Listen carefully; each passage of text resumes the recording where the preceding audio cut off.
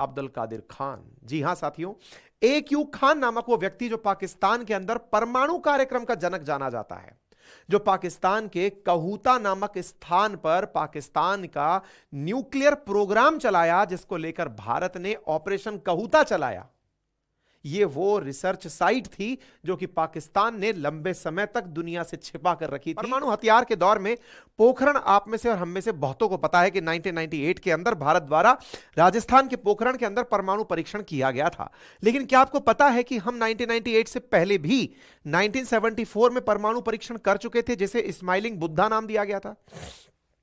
भारत के विभाजन के बाद जब भारत और पाकिस्तान बने थे, पाकिस्तान शुरुआती 10-20 साल तक तो भारत से भी तेज चलती हुई अर्थव्यवस्था था। अमेरिका पाकिस्तान का बड़ा मित्र हुआ करता था। हर चीज में यह चाहता था कि अगर कुछ करे तो पहले पाकिस्तान करे। आप सोचिए 1974 में भारत ने स्माइलिंग बुद्धा नाम से परमाणु परीक्षण कर दिया, तो इससे पाकिस्तान के ऊपर क्या बीती होगी, और वो क्या बीती होगी ना, उसी को आज का यह सेशन समझा रहा है। क्योंकि हम लोग शतरंज की बिसात परमाणु कार्यक्रम के माध्यम से खेल रहे थे। मेरे प्यारे साथियों, भारत और पाकिस्तान के बीच में मची हथियारों की होड़ से पूरा दुनिया डरने लगा था। क्योंकि जब भारत ने स्माइलिंग बुद्धा नाम से परमाणु परीक्षण किया तो पाकिस्तान के मन में भी यह प्रश्न बना कि हम क्यों नहीं कर सकते, और तलाश थी उसे एक ऐसे आदमी की जो कि परमाणु बम बना सके। और उसे वो व्यक्ति मिला। कहां मिला, कैसे मिला, क्या किया, आज के सेशन में सब जानेंगे। भारत को पता चल गया था कि पाकिस्तान के द्वारा इस कहूता नामक स्थान पर अपना रिसर्च प्रोग्राम चलाया जा रहा है। भारतीय जासूसों ने सारी जानकारियां जुटा ली थी, और जानकारियां जुटा करके भारत के पूर्व प्रधानमंत्री मोरारजी देसाई को बता भी दी थी। लेकिन मेरे प्यारे साथियों, इन मोरारजी देसाई जी के द्वारा एक ऐसा वाकया हुआ जिसके चलते ऑपरेशन कहूता ठंडे बस्ते में चला गया, और हमारे बहुत सारे स्पाइज को, हमारे बहुत सारे जासूसों को अपनी जान की कीमत पर भारत की रक्षा करनी पड़ी। कहते हैं कि यदि ये नाई की दुकान वहां ना होती, यहां पर बार्बर शॉप ना होती, तो संभवतः भारत को यह ना पता चल पाता कि AQ खान रिसर्च सेंटर के अंदर ही, कहूता के अंदर ही न्यूक्लियर प्लांट चल रहा है। क्या हुआ था साथियों? कहते हैं जासूस बड़ा ही तीव्र दिमाग लगाते हैं, तेज दिमाग चलाते हैं।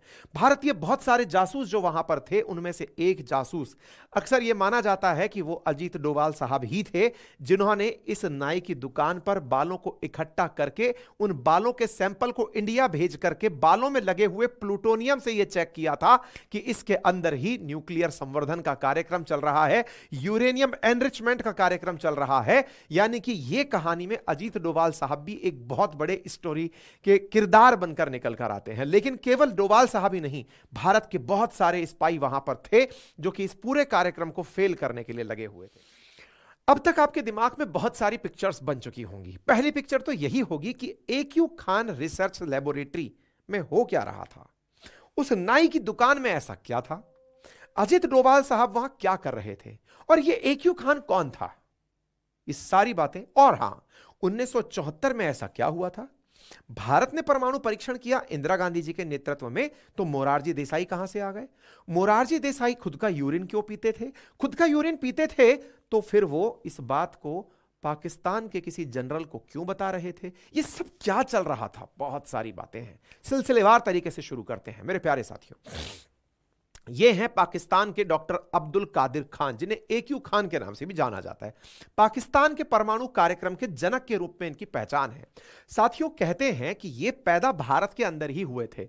जब भारत संयुक्त था तब ये भोपाल में पैदा हुए 1936 में। 15 साल तक शुरुआती जन्म के ये भारत में ही रहे। उसके बाद ये पाकिस्तान, इनका परिवार 1952 के अंदर शिफ्ट हो गया। 1952 में इनका परिवार शिफ्ट हुआ, और उसके बाद ये आगे की पढ़ाई करने के लिए 1961 में यूरोप चले गए। यूरोप में इन्होंने शुरुआती अपनी पढ़ाई पश्चिमी बर्लिन से की। उसके बाद हॉलैंड के अंदर ये अपनी टेक्निकल यूनिवर्सिटी में एडमिशन पाए, और 67 में इन्होंने मेटलर्जिकल इंजीनियरिंग के अंदर अपनी डिग्री हासिल कर ली। इसके बाद में डिग्री हासिल करने के बाद ये PhD पूरी करने के लिए आगे निकल गए। नीदरलैंड की एक फिजिकल डायनेमिक रिसर्च लैब थी जिसका नाम था FDO, जहां जाकर के इन्होंने काम किया। देखिए, ये अपनी आदत से मजबूर थे, पहले से ही चोर थे, और चोरी करते करते ही लास्ट तक जेल गए हैं। यानी पाकिस्तान के इतिहास में इनके पाकिस्तान के परमाणु कार्यक्रम का जनक जो जेल गया हो, ऐसा कैसा जनक रहा होगा। लेकिन ठीक है साहब, एक हमारा देश है जहां पर लोग अपने देश के अंदर भारत रत्न पाते हैं, हमारे देश के अंदर परमाणु कार्यक्रम के जनक हो, मिसाइल मैन हो, राष्ट्रपति बनते हैं। ऐसी स्थिति में इन्होंने अपने यहां पर क्या किया वो जान लीजिए। तो यहां पर नीदरलैंड में ना एक लेबोरेटरी हुआ करती थी, फिजिकल डायनेमिक रिसर्च लेबोरेटरी, उसमें इन्होंने काम करना शुरू किया और वहां पर इन्होंने देखा कि एक कंपनी थी जिसका नाम था ultra centrifuge Netherland, UCN. UCN इस कॉलेज के माध्यम से खुद के लिए सेंट्रीफ्यूज मशीन बनवाया करती थी। तो यूसीएन यूरेंको यूरेनियम संवर्धन के लिए काम करते हुए इस कॉलेज से अपने लिए यानी फिजिकल डायनेमिक रिसर्च लैब से सेंट्रीफ्यूगल मशीन बनवाया करती थी। इन सेंट्रीफ्यूज मशीन क्या होती है, यूरेनियम एनरिचमेंट के अंदर काम आती है। असल में क्या होता है ना कि यूरेनियम जब हम न्यूक्लियर वेपन में यूज करते हैं तो यूरेनियम अपने प्योरेस्ट फॉर्म में नहीं मिलता है। जब भी अपन माइंस से निकालते हैं उसके अंदर बहुत ही कम मात्रा में वो यूरेनियम होता है जो न्यूक्लियर बॉम्ब के अंदर काम आता है।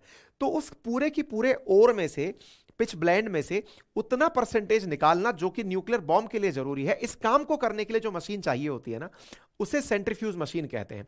वो कुछ इस प्रकार की दिखती है। सेंट्रीफ्यूज मशीन ही सबसे टिपिकल टास्क होता है एक न्यूक्लियर बॉम्ब के अंदर, क्योंकि न्यूक्लियर एनरिचमेंट अगर हो गया तो आप न्यूक्लियर बॉम्ब बना लेंगे, क्योंकि यूरेनियम का ही खेला है, बाकी बम में और कुछ नहीं रखा है। ये जो सेंट्रीफ्यूज मशीन है ये नीदरलैंड में बन रही थी और AQ खान चोरी छुपे इस सेंट्रीफ्यूज मशीन के कार्यक्रम को समझ रहे थे और इसको, जबकि उनका फील्ड नहीं था ये, लेकिन फिर भी इनके मन में पहले से ही चोरी थी और ये इस क्षेत्र के अंदर घूम घूम करके सारा डेटा जुटा रहे थे। इस सेंट्रीफ्यूज सिलेंड्रिकल मशीन का ये पूरा कंसेप्ट सीख गए थे। जिस समय ये कंसेप्ट सीख ही रहे थे उसी समय पर इनके ऊपर डाउट भी हुआ। नीदरलैंड को इनके ऊपर डाउट हुआ कि एक पाकिस्तानी है, आदत से मजबूर है और ये कहीं ना कहीं चोरी करके कुछ ना कुछ गड़बड़ करेगा। लेकिन उस तरफ जब ये पाकिस्तानी है तो पाकिस्तानियों के प्रति अमेरिका में बड़ा प्रेम था। अमेरिका जो है वो पाकिस्तानियों को गिरफ्तार नहीं होने देना चाहता था, इसलिए नीदरलैंड को इनकी गिरफ्तारी करने से रोक दिया। ये बच गए। इसी दौर में भारत ने 1974 के अंदर अपना परमाणु परीक्षण स्माइलिंग बुद्धा के नाम से कर लिया। शुरुआती दौर में दुनिया के लोगों ने मानने से इनकार ही कर दिया, अरे जाओ यार, तुमसे कहां हो पाएगा परमाणु परीक्षण। लेकिन इसी बीच में अमेरिका समेत दुनिया में पाकिस्तान हितैषी ये समझ गए थे कि भारत कुछ तो करके मानेगा। ऐसी स्थिति में 1974 में इस AQ खान के अंदर राष्ट्रभक्ति जाग गई कि मैं जाकर पाकिस्तान में भी परमाणु बम बना सकता हूं, क्योंकि मैंने सेंट्रीफ्यूज मशीन बनाना सीख लिया है, मेटलर्जिकल इंजीनियर हूं, जाकर परमाणु बम बनाऊंगा। ये AQ खान पाकिस्तान की सरकार के संपर्क में आता है और उनसे कहता है कि अगर आप मुझे इजाजत दें तो मैं आपको परमाणु बम बनाकर दे सकता हूं। इस पर पूरे समय निगरानी रखी हुई थी कि यह संवेदनशील प्रोजेक्ट्स को किसी तरह से लीक ना कर दे। लेकिन भाई साहब, यह व्यक्ति निकलकर चोरी छुपे पाकिस्तान पहुंच गया, क्योंकि भारत ने परमाणु परीक्षण कर लिया था। एक तरफ से यह भी कहा जाता है कि इसमें अमेरिका की सांठगांठ थी। अमेरिकी खुफिया विभाग ने दखल देकर के इसको गिरफ्तारी से बचते बचाते पाकिस्तान भिजवाया था। अब यह व्यक्ति पाकिस्तान पहुंचता है। पाकिस्तान पहुंच करके यहां की सारी टेक्निक यहां पर जो उस समय के राष्ट्रपति जुल्फिकार अली भुट्टो हुआ करते थे उनको बताता है कि देखिए, अगर भारत से आपको टक्कर लेनी है तो मैं आप लोगों को प्रॉपर तरीके से बता सकता हूं कि क्या किया जाए, किस प्रकार से भारत के साथ टक्कर ली जा सकती है। भुट्टो साहब को जाकर के ये पूरी जानकारी बक देता है कि साहब ऐसा ऐसा करिए, मैं आपको पूरी तरह से इनके कंपटीशन में लाकर खड़ा कर देता हूं। अब देखिए यहां पर कुछ मतलब ईयर को अब आप फोकस करिएगा। 1974 में भारत ने परमाणु परीक्षण किया तो यह बंदा निकल करके उधर से पाकिस्तान आ गया। पाकिस्तान इस समय बौखलाया हुआ था, क्योंकि उसे चाहिए था किसी भी तरीके से कहीं से भी कोई टेक्निक आकर उसे दे दे कि ऐसे परमाणु बम बनता है। परमाणु बम बनाने के लिए इसने बकायदा परमाणु बम का जो शेल था वो चाइना से मंगा लिया था। ब्लूप्रिंट कैसे होता है वो दे दो, बोले मशीन बनाना यहां से सीख लिया, ब्लूप्रिंट वहां से, बोले अब तो हम बना लें, बस एक वैज्ञानिक चाहिए। अब ईयर पर ध्यान दीजिएगा, यह वो दौर था 1975 का जिस समय भारत में इमरजेंसी चल रही थी। 75-76 इमरजेंसी के दौरान संसद का कार्यकाल बढ़ा दिया गया था। इंदिरा गांधी जी सत्ता में थी, लेकिन उनकी सत्ता का विरोध अपोजिशन जबरदस्त तरीके से कर रहा था। 76 के बाद इलेक्शन भारत में होते हैं और भारत में इंदिरा गांधी जी की सरकार गिर जाती है और जनता पार्टी की सरकार आती है। मोरारजी देसाई 1977 के अंदर प्रधानमंत्री बनकर आते हैं। समय भारत का उस समय पैरेलली ध्यान रखिए जिस समय पाकिस्तान के अंदर एक गजब लेवल का भारत से जलन मच रहा है कि इन्होंने परमाणु परीक्षण कर लिया, हम कैसे करें। इस बीच में 1976 के अंदर जब भारत में इमरजेंसी का काल चल रहा है, तो यहां पर ये जो AQ खान नामक व्यक्ति है, ये पाकिस्तान एटॉमिक एनर्जी कमीशन के लिए काम करना शुरू कर देता है और यहां के लोकल वैज्ञानिकों से झगड़ना शुरू कर देता है कि तुम्हें कुछ नहीं आता है। वैज्ञानिकों में आपसी झड़प के चलते हुए खुद PM भुट्टो बीच में आके बीच बचाव करते हैं और कहते हैं कि भाई इस AQ खान को ही काम करने दो, बाकी सब लोग हट जाओ, ये सब करके आप लोगों को दे देगा। भाई साहब, इसी बीच में पाकिस्तान का हाथ चीन पकड़ लेता है और वो उसे 66 का जो उसने परमाणु परीक्षण किया था उसका ब्लूप्रिंट पकड़ा देता है कि देखो हमने ऐसे ऐसे ये प्रक्रिया फॉलो की थी जिससे हमने परमाणु बम बनाया था। अब देखो AQ खान अपने यहां से पूरी तरह से नीदरलैंड से चोरी करके सेंट्रीफ्यूज मशीन आ चुका है, पाकिस्तान के पास में चीन का मिला हुआ ब्लूप्रिंट मिल चुका है। भारत में क्या चल रहा है? भारत में इंदिरा गांधी जी की इमरजेंसी चल रही है। इमरजेंसी के दौरान अपनी सत्ता बचाना बड़ा चैलेंज है इंदिरा गांधी जी के लिए। सत्ता में विरोध है तो जनता पार्टी इलेक्शन में है। इंदिरा गांधी जी अब क्या कर रही है? देखिए, Indira Gandhi ji was that iron lady जिन्होंने भारत के लिए पाकिस्तान के नाक में तो हमेशा दम करके रखा है। मतलब ये वो महिला हैं जिन्हें जब जब याद करोगे सम्मान से सर उठेगा। इन्होंने जो कारनामे किए वो क्या थे? इन्होंने क्या किया ना, उस दौरान भारत में इंटेलिजेंस ब्यूरो का राज चला करता। तब थोड़ा सा पीछे चलते हैं, इंदिरा गांधी जी का जो दौर है इमरजेंसी का, इससे थोड़ा पीछे चलते हैं। 1968 से पहले भारत के अंदर जितनी भी खुफिया जानकारी उठाया करती थी ना, इनका काम जो है वो इंटेलिजेंस ब्यूरो किया करता था। IB कहते हैं जैसे अपन, है ना। IB ही अंतरराष्ट्रीय स्तर से खुफिया एजेंसी लाता था और देश में भी खुफिया एजेंसी का काम करता था। इंदिरा गांधी जी पर आरोप यह था कि ये अपने अपोजिशन के जो लीडर्स हैं ना, उनकी भी जानकारी IB से ही निकलवाती हैं कि कौन क्या कर रहा है, कहां जा रहा है, मेरे बारे में क्या गलत सोच रहा है। खुफिया जानकारी सारी की सारी अपनी खुफिया एजेंसी से अपोजिशन के बारे में निकलवाती थी। लेकिन अंतरराष्ट्रीय स्तर पर अपनी स्थिति को मजबूत रखना भी जिम्मेदारी थी। ऐसी स्थिति में एक व्यक्ति हुआ करते थे जिन्हें काउबॉय कहा जाता है, रामेश्वर नाथ काव। रामेश्वर नाथ काव आते हैं इंदिरा जी के पास 1968 में और इनसे कहते हैं कि मैडम जी, IB को अब मतलब आंतरिक मुद्दों में ज्यादा यूज किया जा रहा है, अंतरराष्ट्रीय मुद्दों के लिए एक डेडिकेटेड संस्था बनाने की हमें इजाजत दी जाए। इंदिरा गांधी जी ने कि बहुत बढ़िया, बनाइए। तो भाई साहब, भारत में रामेश्वर नाथ काव के नेतृत्व में रिसर्च एंड एनालिसिस विंग, जिसे RWA कहा जाता है, उसका गठन किया गया। ये जो RWA बनाया गया था ना, इसी ने IB का अब अंतरराष्ट्रीय काम संभाल लिया था। अब यहीं पर एक डेट और मैं आपको बताता हूं। 1968 में ही अजीत डोभाल साहब IPS बन चुके थे। IPS बन चुके थे तो IPS का काम जब आप बन जाते हैं तो आपको इंटेलिजेंस ब्यूरो से काम पड़ता रहता है, और अगर आप बहुत अच्छा काम कर रहे हैं इंटेलिजेंस का, तो अपने आप RWA उसमें से चुन करके लोगों को बाहर निकाल लेता है कि चलो आप काम के हो, आ जाओ। अब कभी भी खुफिया जानकारी में यह नहीं बताया जाता कौन व्यक्ति कब कहां से कहां था, लेकिन डोभाल साहब के बारे में यह कहा जाता है कि वो 5 से लेकर 7 साल तक IPS बनने के बाद पाकिस्तान में थे। इसका मतलब अब वो कौन सा दौर होगा, अवश्य संभावी है कि 1968 के तो बाद ही गए होंगे और 1968 के बाद से 77 के बीच में ही गए होंगे। क्यों? क्योंकि 77 में तो बड़ी संख्या के अंदर भारतीय जो हमारे खुफिया जासूसी लोग थे वो मारे गए थे। अब ये क्या कहानी है, अब इसको सुनते हैं। तो अब हुआ ये ना कि भारत ने 1974 के अंदर परमाणु बम का परीक्षण किया। अब RWA को यह काम दिया गया कि पाकिस्तान क्या हरकत कर रहा है इसकी जांच करे। इस बीच में RWA ने बनकर के पाकिस्तान में पाकिस्तान की जलन का अंदाजा लगाने के लिए अपने एजेंट्स को हर कोने में बिठा दिया, जिनमें से डोभाल साहब के बारे में कहते हैं कि डोभाल साहब भी वहां जाकर के जिस जगह पाकिस्तान अपना न्यूक्लियर कार्यक्रम शुरू कर रहा था वहीं जाकर के भेष बदलकर रहने लगे थे, वहीं पर ये सारी चीजों पर नजर रखने लगे थे और बहुत सारे इन जैसे एजेंट्स थे। ये डोभाल साहब की उस समय की तस्वीर है जब इन्हें सम्मानित किया जा रहा था। ठीक है साहब। अब थोड़ा भारत में, और ये स्थिति बड़ी इंटरेस्टिंग है, पिक्चर की तरह स्टोरी चल रही है, हालांकि इस पर पिक्चर भी बनी है, लेकिन फिलहाल के लिए आप इस कहानी को आगे सुनें। इस बीच में क्या होता है कि भारत के अंदर इमरजेंसी चल जाती है 1975-76, देश में सरकार बदल जाती है, सरकार बदलती है, इंदिरा गांधी जी की सरकार हटती है और 77 में किनकी सरकार आ जाती है? मोरारजी देसाई की सरकार आ जाती है। मोरारजी देसाई चूंकि इंदिरा जी से पीड़ित थे, प्रताड़ित थे, क्योंकि जनता पार्टी के सरकार के जितने भी नेता थे उन्हें इंदिरा जी ने उस समय जेल में भरकर रखा था और यह माना जाता था कि इंदिरा जी ने अपनी जितनी भी जांच एजेंसीज हैं इनका दुरुपयोग करके सारे अपोजिशन को जेल में टांग दिया था। इस चक्कर में जनता का अपोजिशन के साथ बड़ा सेंटिमेंट था, तो ऐसी स्थिति में अपोजिशन के साथ सेंटिमेंट था तो जनता पार्टी की सरकार बन गई। तो मोरारजी पूरी तरह से कांग्रेस के खिलाफ थे, बोले जो जांच एजेंसी है वो मेरे खिलाफ यूज में आई है, मैं बेटा जब पीएम बन गया तो एक एक को देख लूंगा। मोरारजी ने सही ढंग से देख लिया साहब। दिक्कत क्या कर दी अब मैं वो बताता हूं आपको। इस बीच में भारत की खुफिया एजेंसी आरडब्ल्यूए, जो कि अब केवल बाहर का काम कर रही थी, वो आकर के मोरारजी देसाई को आकर बताती है कि सर एक जानकारी है हमारे पास। बोले बताओ क्या जानकारी है? सर पाकिस्तान जो है वो हमारी होड़ में न्यूक्लियर बम बनाने का प्रयास कर रहा है और उसकी जानकारी हमारे पूरे एजेंट्स को है। मोरारजी देसाई को यह बात सुनकर अच्छा तो लगा कि हमारे एजेंट्स ने यह काम कर दिया है, लेकिन उनके मन में एक और भाव आ गया, क्या ये कहीं मुझे फंसाने का प्रयास तो नहीं कर रहे हैं? क्योंकि ये इंदिरा जी के विश्वस्त लोग हैं।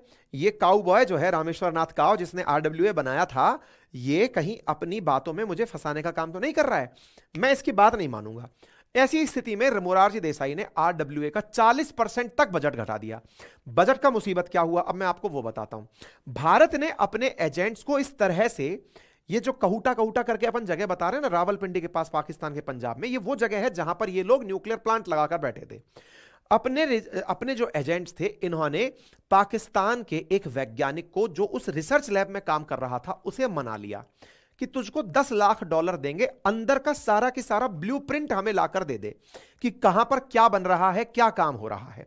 वो व्यक्ति तैयार भी हो गया, लेकिन $10 लाख, उस समय 75 का डॉलर भी अगर था तो 7.5 करोड़ रुपए के आसपास की रकम थी। इतना पैसा हमारे जो एजेंट्स थे वो उस दौर में कैसे दे सकते थे? इसके लिए आवश्यकता थी देश की सरकार से परमिशन लेने की। परमिशन देने के लिए जब इनके पास पहुंचे, बोले मैं नहीं दूंगा पैसे बेटा, क्योंकि तुम लोगों का भरोसा नहीं है, हो सकता है तुम मेरे खिलाफ कॉन्स्पिरेसी कर रहे हो। प्रधानमंत्री को अपनी ही रिसर्च टीम पर विश्वास नहीं हुआ। अच्छा, मोरारजी देसाई उस समय एक और काम कर रहे थे, और वो क्या है? ये पाकिस्तान के साथ बड़ा ही मित्रवत व्यवहार कर रहे थे। बोले अब अपन लड़ना बंद करेंगे, एक नया इतिहास रचेंगे। उस समय जियाउल हक जो है पाकिस्तान के सैन्य तानाशाह बन चुके थे, और उन्होंने कहा कि अपन दोनों मिलकर के भारत और पाकिस्तान के बीच मित्रवत व्यवहार करेंगे। ऐसा व्यवहार करेंगे कि एक दिन दोनों देशों के बीच सब कुछ सेटल हो जाएगा। ये पीएम बनते ही पाकिस्तान के साथ मित्रता का हाथ बढ़ा दिया। आप इससे अंदाजा लगाइए कि पाकिस्तान ने इनके सम्मान में कि भाई ये आदमी बहुत बढ़िया है, पाकिस्तान का हितैषी है, पाकिस्तान के लिए बढ़िया काम करता है, ऐसी स्थिति में मोरारजी देसाई को बकायदा अपने देश के निशान पाकिस्तान, जो उनका एक तरह से भारत रत्न जैसा सम्मान है, उससे मोरारजी देसाई को सम्मानित किया था। आप इससे बात सोच सकते हैं कि मोरारजी देसाई की पाकिस्तान में क्या इमेज थी। क्यों? क्योंकि मोरारजी देसाई चाहते थे कि पाकिस्तान के साथ बहुत अच्छे से संबंध कायम किए जाएं, अब आपस में लड़ने का काम खत्म कर दिया जाए। उस समय जो इनके राष्ट्रपति बन चुके थे जिया उल हक, इनके साथ में मोरारजी देसाई की लगातार बातें चल रही थी। अब आप समझिएगा, यहां पर मोरारजी देसाई, जिया उल हक आपको दिखाई दे रहे हैं। ये वो प्लांट है जहां पर की रिसर्च काम हो रहा है, AQ खान काम कर रहा है, और इस AQ खान के द्वारा इस बॉर्डर के ऊपर ये सारे काम किए जा रहे हैं। और यहां पर ये वाली जो रिसर्च लैब है ना, इसी में सारा काम चल रहा है, AQ खान काम कर रहा है। अब हमें यह तो पता है कि AQ खान कुछ तो कर रहा है, कंफर्मेटिव टेस्ट चाहिए कि यहां पर न्यूक्लियर बॉम्ब का ही काम हो रहा है। भाई रिसर्च तो कुछ भी हो सकती है, रिसर्च तो कैसी भी की जा सकती है, यहां पर न्यूक्लियर बॉम्ब का ही काम चल रहा है, बस ये कंफर्मेशन चाहिए। कंफर्मेशन के लिए अब हम करें क्या? तो क्या हुआ ना, इस प्लांट के बाहर कटिंग कराने की दुकान पर हमारे जो रॉ एजेंट्स थे वो पहुंचे और नाई की दुकान पर से कटिंग कराते हुए कुछ वैज्ञानिकों के बालों को उठा लिए। उन बालों को उठाकर इंडिया भेजे तो बालों में लगा हुआ प्लूटोनियम या न्यूक्लियर मटेरियल प्राप्त किया कि हां भाई बालों में लग के वापस आ गया। आप देखते हैं ना कई बार लैब्स में हेयर को ढक करके कैप लगा के रखा जाता है क्योंकि बालों में फंस जाती हैं ये सब चीजें, है ना। तो बोले यहां से कंफर्म हो गया था कि यहां पर रिसर्च का काम चल रहा है। अब सब कुछ हो चुका था, मतलब आप सोचिए तैयारी हम लोगों ने इतनी तक कर ली थी कि इसके ऊपर ही हम बम गिरा करके इनका प्रोग्राम खत्म कर दें। अच्छा, भारत की इस हिम्मत के पीछे इजराइल का बड़ा योगदान था। ये एंगल भी समझ लीजिए। देखिए इजराइल है ना, वो मानता था कि उत्तर कोरिया उसका बहुत बड़ा दुश्मन है। उत्तर कोरिया, किम जोंग उन वाला, किम जोंग उनके जो पापा थे ना, वो इजराइल के बहुत बड़े कट्टर दुश्मन थे और वो भी न्यूक्लियर बॉम्ब बनाने के लिए रात दिन लगे हुए थे। इजरायली खुफिया एजेंसी मोसाद को यह भनक थी कि नॉर्थ कोरिया को न्यूक्लियर बॉम्ब बनाने का जो प्रोग्राम है वो ये AQ खान दे सकता है, क्योंकि ब्लूप्रिंट चीन ने पाकिस्तान को दिया है। AQ खान नीदरलैंड से न्यूक्लियर सेंट्रीफ्यूगल मशीन बनाने की टेक्निक चोरी करके आया है। दोनों को कंबाइन करके ये नॉर्थ कोरिया को बेच सकता है। अच्छा, इसके बारे में डाउट क्यों हुआ था? क्योंकि जो ये AQ खान है ना, ये इसी दौर में नॉर्थ कोरिया का दौरा भी करके आया था। उसी समय प्योंगयांग गया था, ये नॉर्थ कोरिया गया था। डाउट किया गया था कि यह व्यक्ति वहां जाकर के न्यूक्लियर कार्यक्रम का सारा की सारा प्लान बेचकर आया है। भाई साहब, इजराइल भी भारत के साथ हो लिया कि अगर आप ये कंफर्म कर दो कि यहां पर न्यूक्लियर बॉम्ब चल रहा है, मैं इसको फोड़ दूंगा। आपको मालूम होना चाहिए इजराइल दुनिया में कई न्यूक्लियर बॉम्ब नहीं देख सकता, बड़ा ही नॉटी बॉय है। आप सोचिए कि ईरान ने न्यूक्लियर बॉम्ब बनाने का प्रयास किया, वैज्ञानिक को ही मार दिया। इराक के तो न्यूक्लियर प्लांट पर बम गिरा दिया, बोले इस पर बम गिराऊंगा। लेकिन पाकिस्तान को हमेशा संरक्षण प्राप्त था अमेरिका का। भारत की खुफिया एजेंसीज ने बकायदा अंदर से यह सूचना बाहर निकलवा दी कि साहब इसमें न्यूक्लियर बॉम्ब का काम चल रहा है ना। इंटरेस्टिंग सारी की सारी कहानियां। अब हमारी प्रधानमंत्री की जो सूझबूझ है वो कितना बुरी तरह खराब हुई, आप इससे बात समझ लीजिए। मतलब एक तरफ तो इजराइल के साथ भारत की ये सारी सेनाएं मिलकर के, भारत की जो खुफिया एजेंसीज हैं ये मिलकर प्लान कर रही है कि इसके ऊपर गोला गिराएंगे, यहां जाकर के इसको पूरा करेंगे। लेकिन साहब उधर ही ये सारे काम करने के लिए भारत की खुफिया एजेंसीज को प्रधानमंत्री से परमिशन लेनी थी। प्रधानमंत्री मोरारजी देसाई और वो जनाब अपने इस गुस्से में बैठे थे कि इंदिरा जो हैं वो हमारे ऊपर रॉ का उपयोग कर करके हमें जेल में डलवाई थी, हमें खुफिया एजेंसीज से जेल में डलवाई थी, इनकी तो बेटा एक भी बात नहीं मानूंगा। ऐसी स्थिति में इन्होंने रॉ का बजट 40% कम कर दिया। बोले जाओ, पैसा नहीं दे रहे तुमको कतई भी, हमको कोई मतलब नहीं है, पाकिस्तान से हमारी मित्रता हो गई है। अब तो उन्होंने हमें सम्मानित तक कर दिया, निशाने पाकिस्तान हमें सम्मान दे दिया है, तुम जाओ, हम नहीं मान रहे। इधर साहब रामेश्वर नाथ काऊ इस बात से बहुत परेशान हुए और उन्होंने कहा कि साहब धन्यवाद, अगर आपको हमारे काम पर ही विश्वास नहीं है तो काम करने का मतलब क्या है। उन्होंने पद से इस्तीफा दे दिया। अब साहब यहां पर मोरारजी देसाई जो अभी हाल ही में सम्मान पाकर अभिभूत थे, ये भूल गए कि वो पाकिस्तान है, ये वो सांप है जो दूध पीकर मालिक को ही डसता है। लेकिन कोई बात नहीं साहब, भूल होती है राजनेताओं की, लेकिन उन राजनेताओं की भूल का कीमत बहुत सारे लोग चुकाते हैं साहब। इस समय मोरारजी देसाई बढ़ चढ़ के लोगों को जानकारी दे रहे थे। क्या जानकारी दे रहे थे साहब? मोरारजी देसाई जानकारी दे रहे थे कि मूत्र कैसे पिया जाता है? ये क्या बात कर रहे हैं अजी साहब? ये सच्चाई है। आपको ज्ञात होना चाहिए कि भारत के प्रधानमंत्री मोरारजी देसाई उस समय जनरल जियाउल हक को फोन पर बात करके बता रहे हैं कि, अच्छा बात बता क्यों रहे हैं, क्योंकि मोरारजी देसाई एक बार अमेरिका गए और वहां जाकर अमेरिका में एक टीवी इंटरव्यू में, बकायदा 1 घंटे के टीवी इंटरव्यू में लगभग 60% टाइम तो यही बात करते रहे कि मैं अपना मूत्र पीता हूं। वहां पर वो एंकर हैरान हो गई कि साहब ये बात क्या कर रहे हैं। अरे बोले यूरिन से सेल्फ थेरेपी होती है, इम्यूनिटी आती है, कैंसर नहीं होता, बीमारी नहीं होती। वेस्टर्न वर्ल्ड तो पहले ही हम पर हंसता था, इनके इस डायलॉग के बाद में और मजाक बना लिया। बोले अभी तक तो ये गोमूत्र पिया करते थे, अब तो ये स्वमूत्र पीने लग गए हैं। अब यहां पर जियाउल हक उनसे फोन पर बात कर रहा है, सर जरा बताइए। अब इनके बीच में मित्रवत बातें चल रही हैं। पाकिस्तान के जनरल हैं, भारत के प्रधानमंत्री से बात कर रहे हैं, सर वो खुद का मूत्र कब पीते हैं आप, कितने बजे पीते हैं, अच्छा कब पीना होता है। ये यूरिन थेरेपी के बारे में बात कर रहे हैं। यहां पर ये अपने बारे में कह रहे हैं देसाई साहब कि सर सुबह उठते ही पीते हैं कि बाद में पीते हैं, कभी भी पी लेते हैं। ऐसी विषय अगर कुछ भी होता है तो मतलब क्या क्या कब पीते हैं सर। ये यूरिन थेरेपी चल रही है साहब, यूरिन थेरेपी का डिस्कशन हो रहा है। ये जानकारी कौन देते हैं? बी रमन है, जो farmer additional secretary of cabinet secretariat रहे। ये खुद इस बात को अपनी उसमें देते हैं, संस्मरण में बताते हैं कि ऐसा हुआ साहब। अब इसी बीच में मोरारजी देसाई जो है वो इतने मित्रवत हो गए कि ये जियाउल हक को बोल दिए कि सुनो बेटा, तुम लोग ना बात तो बढ़िया कर रहे हो, लेकिन एक बात बताएं, तुम जो कर रहे हो ना हमको सब कुछ पता है। तुम जो धीरे धीरे परमाणु बम का काम कर रहे हो, तुम जो सीक्रेट काम कर रहे हो, जिस सीक्रेट मिशन पर लगे हो, हमें सब कुछ पता है। और सुनो, अगर कुछ भी होता है तो तुम जिम्मेदार होगे। मैं ऐसा शख्स नहीं हूं जो सिर्फ बातें करता हूं, मैं एक्शन लेता हूं बस। ये एक राजनेता ठहरे और वो एक जासूस ठहरा। जियाउल हक केवल इस बात में, इस मैसेज से ये समझ गए और ठनक गए कि प्रधानमंत्री ने, भारत के ने एक लाइन बोली है कि तुम जो गुप्त मिशन चला रहे हो मुझे सब पता चल गया है। पाकिस्तान तो बिल्कुल खुफिया तरीके से ये काम कर रहा था, इन्हें अचानक करंट लगा, यार पता कैसे चल गया? पता चल गया, इसका मतलब इनका RWA पूरा की पूरा यहीं पर सेटल्ड है। और अगर इनका RAW यहीं पर सेटल्ड है, रिसर्च एंड एनालिसिस विंग यहीं पर सेटल्ड है, तो भाई साहब हमें इस पर तत्काल प्रभाव से काम करना होगा। मेरे प्यारे साथियों, यही वो दौर था जिस समय जियाउल हक ने अपनी खुफिया एजेंसी ISI को जाकर कहा कि सारे के सारे जितने भी अनजान लोग वहां दिख रहे हैं चुन चुन कर मार दो। मेरे प्यारे साथियों, भारत ने बड़ी कीमत चुकाई अपने जासूसों की, हमारे बहुत से जासूस जो उस समय इस पूरे कहूटा नामक स्थान पर जो बैठे थे, जो सारी जानकारी जुटा रहे थे, जो इस इंतजार में थे कि प्रधानमंत्री परमिशन देंगे, ब्लूप्रिंट मिलेगा, इजरायली हवाई जहाज से जाकर के हम यहां पर बम गिराएंगे, हमारा पूरा प्लान नेस्तनाबूद हो गया। इंदिरा गांधी जी हालांकि फिर भी पीछे नहीं हटी मित्रों। 1981 में जब इंदिरा गांधी जी फिर से प्रधानमंत्री बनी तो उन्होंने ऑपरेशन कहूटा को फिर से जीवन दान दिया। बोले कोई बात नहीं जवानों, अगर आपके प्राणों की बलि गई है तो मैं आपके साथ खड़ी हूं, आप अभी भी अगर तैयार हैं तो लगे रहो, हम आपके साथ हैं। 7 जून को बकायदा इजराइल ने इराक में बन रहे परमाणु रिएक्टर पर हमला करके उसे नष्ट किया। इजराइल ने साहसिक मिशन करते हुए भारत को भी पूरी तरह से तैयार कर दिया कि चिंता मत करो, पाकिस्तान पर गोला गिराएंगे। लेकिन अमेरिका का पाकिस्तान प्रेम जाग गया।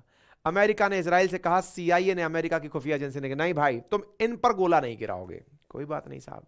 1984 के अंदर फिर से एक बार यह योजना बनाई गई, लेकिन अमेरिका ने पाकिस्तान को पूरी तरह से कहकर यह कहा कि आप पूरी तरह से इसे सुरक्षित कर लो, किसी भी समय इंडिया या इजराइल आप पर गोला गिरा सकता है। और वो दुखद 1984 जिसमें इंदिरा गांधी जी की हत्या हो जाती है। और एक परिणाम क्या निकला, 1998 में इसी कहूता के अंदर पाकिस्तान ने बकायदा अपना बॉम्ब बनाया और बॉम्ब बना करके जो चगाई हिल्स हैं इनके यहां पर, वहां पर अपने न्यूक्लियर बॉम्ब का परीक्षण 28 मई 1998 में किया।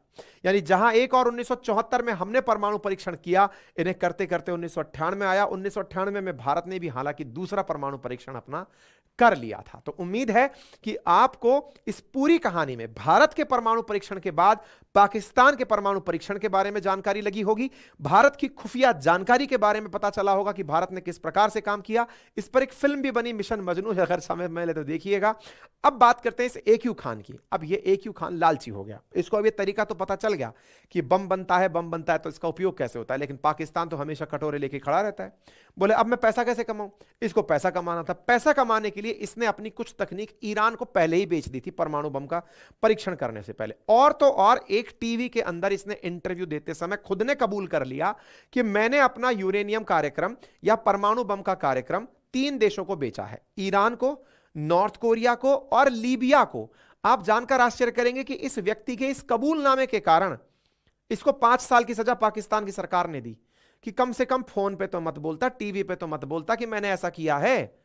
यही कारण था कि नॉर्थ कोरिया ने परमाणु बम बना लिया। यही कारण है कि ईरान तब से सेंट्रीफ्यूज मशीन बनाकर बैठा है, बस ब्लूप्रिंट नहीं है न्यूक्लियर बम का, नहीं तो वो भी बनाकर बैठ जाएगा। उधर लीबिया का तानाशाह न्यूक्लियर बम बनाने की तैयारी में बैठा हुआ है। यह था वो AQ खान जिसने ये सारा कांड किया था।